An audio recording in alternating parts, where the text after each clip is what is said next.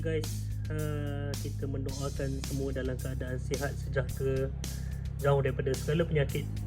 Okay guys, today kita nak continue lah unboxing for Mini GT. Dah tak banyak dah Mini GT yang tak unbox lagi. So kita tinggal ada dua je yang tak unboxing lagi. Satu lagi ni Bentley, dan kita ada Toyota GR Supra juga. So hari ni kita continue dengan Mini GT, tapi Toyota GR Supra number 236.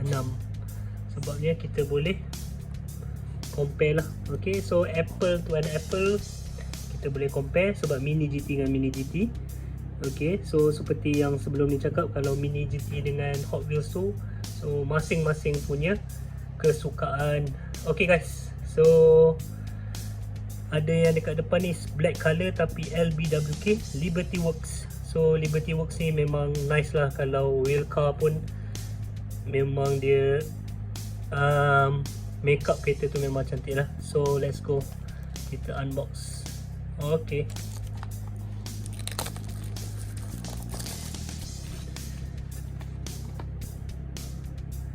okay, there we go. Ni kotak dia.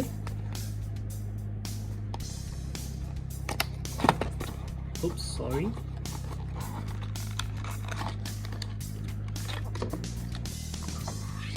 Okay, so this is the LBWK punya version. Okay, mari kita review from the side tepi ni. Okay guys, seperti biasa, rim warna hitam, tayar masih lagi getah lah. Okay, tak pernah lagi jumpa Mini GT tayar plastik ni. So tempo dia ada besar LBWK kat sana. Okay, ada kat pintu ni ada tempo advance lagi. Alright guys, so kita pergi kat depan dia. There you go, nampak tak grill dia? Okay, alright, kita tengok daripada atas. Okay, daripada depan ni pun kita nampak Liberty Walk ni.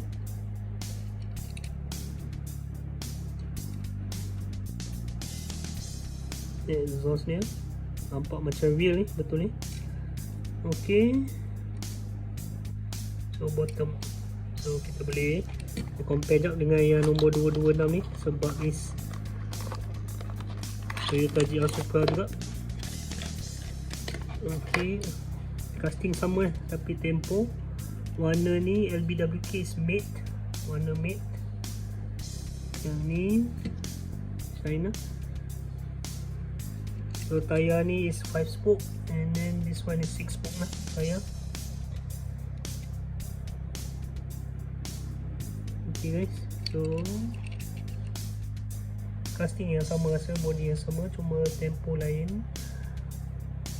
Ada jugalah beza ni kat depan ni. So kita tengok on rotating display lah, yang mana lagi cantik. So guys, itu saja untuk hari ni. And then ada nampak tak dekat belakang ni, barang sudah sampai. Kita ada Fast and Furious baru, Wave 13.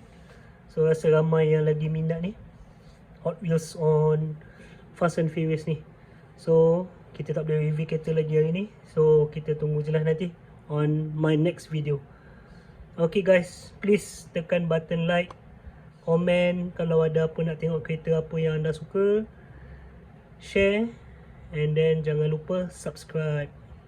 Okay, assalamualaikum warahmatullahi wabarakatuh. Bye.